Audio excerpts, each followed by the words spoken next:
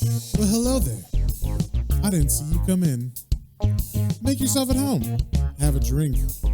While I give some attention to some underappreciated characters and storylines that I personally love.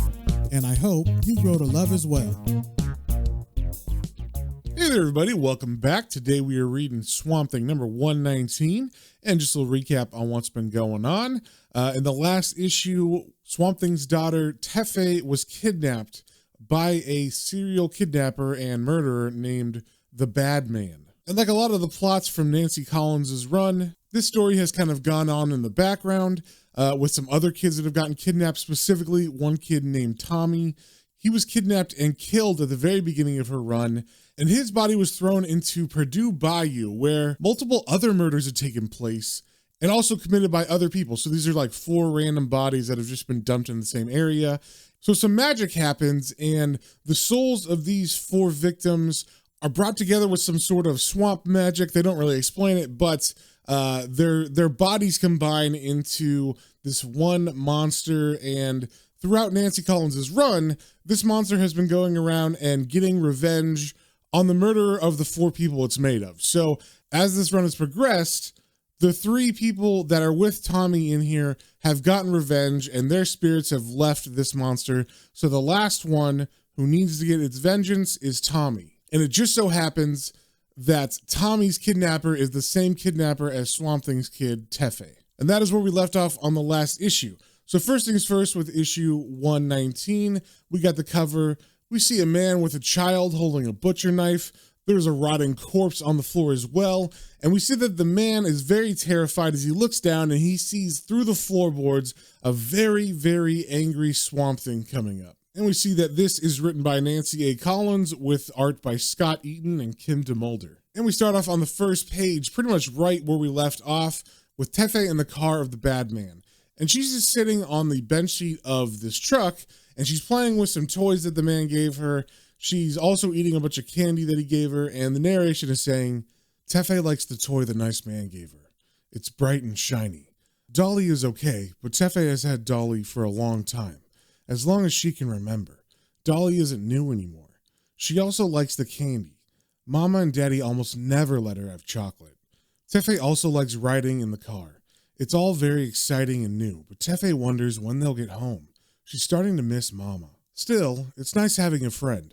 And then we see a full splash page of Tefé, who's kind of sucking her thumb now that she's missing her mom, and she's looking up at the kidnapper as he smiles at her while he's driving. And we see that the name of this issue is The Bad Man. And then we cut to Abby and Swamp Thing, who are right where we left them in the last issue, with Abby just getting back to the house with a police officer and telling Swamp Thing that Tefé is missing. And she's saying, "Oh God, Alec, she's gone, stolen. What are we going to do?" And Swamp Thing hugs her and says, "Everything will be all right. I promise you I'll find her, if it's the last thing I do." So as they're hugging and kind of figuring out what to do, the officer that brought Abby walks up and says, "I know this is a bad time for both y'all, but I'm afraid I'm going to have to ask some questions. Do you and your wife have any enemies who might try to get back at you by kidnapping your little girl?" And Swamp Thing looks at him and says, "None that are still alive." And the officer replies, I see. We're going to need a picture of your daughter for the fax lines." So Abby goes to get a picture of Tefé, leaving Swamp Thing and the officer standing next to each other. And Swamp Thing says to him, "We do not need the police involved. I can handle this by myself." And the officer replies, "That may be so, sir, but I'm afraid it's too late for that." And it seems that we've actually seen this police officer before. Apparently, he was in one of the previous issues as like a side character in one of the mysteries where he thought Swamp Thing was a killer. So the policeman apologizes to him, and then Abby comes back with the photo of Tefé on her shoulders from Mardi Gras. Then we come back to Tefé, who is still in the car of the kidnapper, and they are arriving at his house. And she's actually asleep in the car. It seems it was a pretty far drive from where she was picked up. So as the man takes her out of the car, he says, "We're here. Welcome to your new home." So his house is actually in the swamp as well, and it is a house that is on stilts that is standing in water. And I'd say it's about 10 feet from the bank where he's parked his car. And in order to get to the front door, you have to walk across a couple planks of wood. And this house is a 2-story house. It looks pretty dilapidated. It looks like there are boards covering the windows. The roof looks pretty broken in, and it also just looks kind of gray. And as the man is holding her and walking her to the front door, she still has her Raggedy Ann doll, and he's still trying to comfort her, and he's saying, "You'll like it here. I just know you will." And then he sees the Raggedy Ann doll and says, "Give me that. You won't be needing that old thing anymore. I'll buy you a brand new dolly. Won't that be nice?" And then he throws the doll at the water's edge, and Tefé yells, "Nah, Dolly." And as the man gets to the front door, he says, "You'll like it here, I promise. I'll be your new daddy." And then he pushes the door open and reveals that there's already a child in here. And this one is a boy, and his name is Randy, and he's looking pretty rough. It seems he's been here for a while. And the kidnapper continues, "And Randy will be your new big brother. Isn't that right, Randy? Look, I brought you a playmate, a new little sister." And when Randy sees what the man has brought, he doesn't look happy or anything. He is not part of this plan. In fact, he looks pretty horrified. And when the kidnapper sees his face, he says, "What's wrong, Andy? Aren't you glad to see me? I thought you wanted a little sister." And then Randy says, I don't want a new sister. I want to go home and be with my sister again." And this makes the kidnapper real mad, and he says, "What you want? What you want? It's always what you want, never me. I went out there and stole this stupid baby just for you, to make you happy. It's your fault I did it. It's not mine." And then he kind of throws Tefé over to the boy and says, "Well, she's your sister now, whether you like it or not, and she's your responsibility. You'll have to feed and clean up after her if you want to keep her, or out she goes. Is that clear, young man?" And Randy says, "Yes, sir." And then the kidnapper's attitude flips on a dime, and he says, "Goody, I knew you'd see it my way. Now we're one big happy family." And then he begins to kind of skip across the floor as he sings, "We are family, mother, father, sister, and me." And then he kind of glances back and says, "I almost forgot. It's time for dinner. I better go get Mom Pop." And then he goes over to the corner and he gets a trunk and he begins to pull it into the center of the room. And as he pulls, he's saying, "Even old folks need their nourishment." And then he opens the trunk and we see that there are 2 bodies in there that are very, very decomposed. One is of his mother and one is of his father. And he takes the corpses out and he sets them at the dinner table in individual seats. And he says, "There you go, Mom. And here's Pop.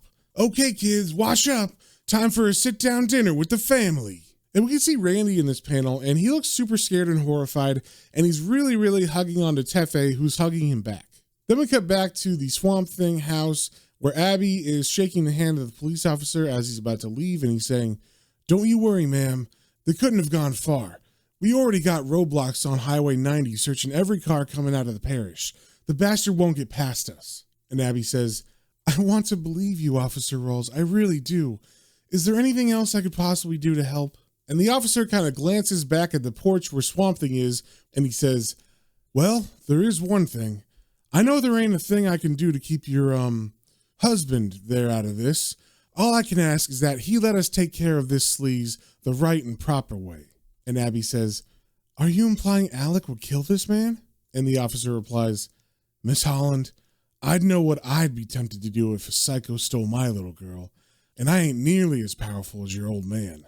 And then Abby turns and looks at Swamp Thing, and she says, "I see what you mean." Then we cut to Swamp Thing, who's looking at them from the porch, and apparently he can't hear what the officer was saying to her about him, because not only is he far away, but he's also really deep in his thoughts, and he's thinking, "Gone, stolen. My little girl has been taken from me. Who could have done this? Is this Arcane's work? No. While it would be like him to use the baby to get at us, I do not sense his hand in this. Perhaps a few of Sunderland's loyalists are trying to avenge their fallen master. No, loyalty amongst such corporate wolves is rare. Sunderland is dead, and his heirs are too busy fighting over the estate to concern themselves with me. I was the old man's bugbear, not theirs." And then he holds up a ribbon that apparently belonged to Tefé, and he stares at it as he thinks, "Who is responsible? Who? Was it a random abduction, as the police seem to think, or is it an act of revenge? Tefé, darling, I have failed you. I should have been there to protect you. baby, where are you? Where are you? And he actually begins to cry, like tears come out of Swamp Thing's eyes. And I think that's the first time that's ever happened. I don't remember him ever crying before. So as he's crying and he's staring at this ribbon, all of a sudden it begins to kind of have a green aura. And Swamp Thing begins to smile and he says, Tefé. Then we cut back to Abby, who's still talking to the officer, and she's saying, I can't promise anything, but I'll do my best. And then Swamp Thing runs over and says, Abby, Tefé is still in the swamp. I'm picking up some kind of radar echo from her elemental essence. And the officer says, are you saying you know where she is? And Swamp Thing replies, not exactly, but I can track her. And then the police officer holds out a radio and says, here, take this radio with you and keep me posted on your movements. I'm calling in some deputies. This is damn unorthodox, but I ain't got time to send for the bloodhounds. And whatever you do, take that sucker alive. If he's who we think he is, he's got a lot of confessing to do. And Swamp Thing takes the radio and begins to walk away, and he turns and says, I will try to do as you ask, but if he has harmed my daughter in any way, I will kill him. And then we cut to an unknown area in the swamp where we see the monster that is made up of those 4 people that were murdered standing on the bank next to water. And in the last issue, we had seen it just get the scent of the kidnapper, and the narration is saying, his smell is strong, growing stronger. Soon Les Perdu will taste blood, his blood, and then it will be free. Once there were 4 people, 2 men, a woman, and a little boy. Billy, Tiger, Carmen, and Tommy. Some were good, some were bad. Mostly they were just unlucky. They all found death at the bottom of Bayou Perdu, the Lost Bayou. And from them, Les Perdu was born, a creature that lived for one thing and one thing only, vengeance. So we finally find out that the name of this monster is Les Perdu, which the author says means the lost. And as this narration is happening, we're seeing pictures of the different moments of vengeance that this monster has already had for the 2 men and the woman that made up this monster. And the narration continues. To kill those responsible for its existence, or to see that they die appropriately in blood and pain. 4 down, 1 to go, and then it could go home. So it seems Les Perdu has been tracking all day long because now it looks up at the sky and there's a moon there. And it stares down at the water's edge, wherever it is, and we see that it notices something in the water. And it reaches in and it pulls out Tefé's dolly, the Raggedy Ann doll that the kidnapper threw in the water next to his house. So we know that the monster is very close to the bad guy now. So we cut to inside the kidnapper's house, and it looks like he's making some food. He's wearing an apron that says "Kiss the Cook," and he's bringing the food over to the table saying, "Here you go, Mom, Pop, yummy red beans and rice, your favorite dish." And he sets the food in front of his parents' corpses, and of course they don't eat. And he looks at them and says, "What's the matter? You're not touching your dinner." And then he thinks for a second and slaps himself on the forehead saying, "Of course, how stupid of me. I forgot the hot sauce." And then he brings the hot sauce over to the table and sets it down in front of them. And then the kidnapper turns towards Tefé and says, "You know, my relationship with my parents sure has improved since I had my little heart-to-heart with them a year or so back." And then while still talking to Tefé, he goes over to his dad's corpse and gives it a bit of a hug and then puts his hand on the corpse's jaw and continues, "It's hard to believe, but we used to not get along at all." Then we get some flashback panels where we see what this kidnapper's life was like while he was growing up as a kid. And the kidnapper continues, "Pop used to go after me with the strap most every day. Not that I blamed him. I deserved it. I was a bad boy. I must have been for him to whip me like that. And Mom got in her licks too. That's how I got this droopy eyelid. I hated her for it at the time, but now I see she was right. I needed to be beat. That's not to say my folks didn't love me. Leastwise, Pop did. Well, that's what he called it anyways."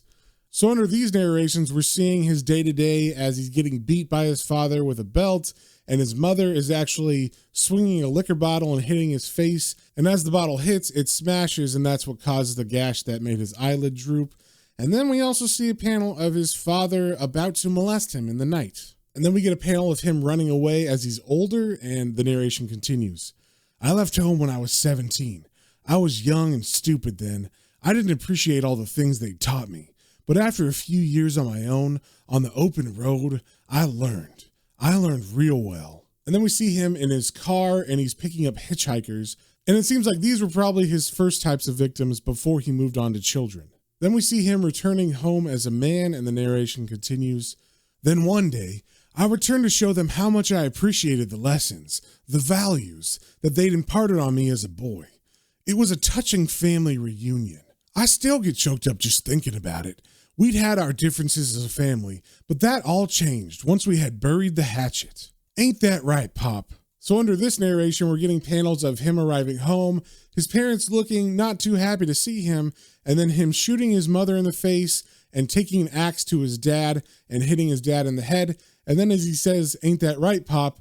We see him kind of hugging the corpse of his father, and there definitely is an axe wound in the dad's corpse's skull. And then it seems that the man's mood changes again to psychotic and crazy, and he looks at his dad's corpse, and then he smacks off the skull, and he yells, "Ah, you no good boozer son of a bitch! I'll kill you! I'll kill you!" And then he pushes the corpse of the father on the floor, and he begins to step on the bones, and it seems like there's actually some kind of organs and stuff in there, because it gets pretty mushy as he crunches down with his boots. And of course, as this happens, Tefé gets scared and she begins to cry.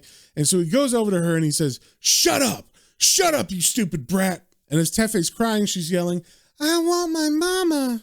But this just drives the man crazier and he's saying, I said, shut up, shut up, shut up, shut up.